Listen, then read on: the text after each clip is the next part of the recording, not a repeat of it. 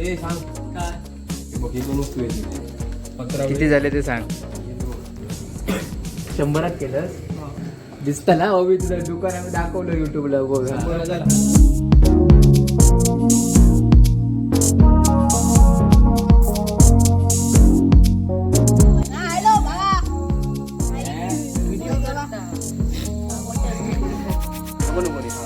हे नाही नाही नाही आमचं नाही केव्हा केव्हा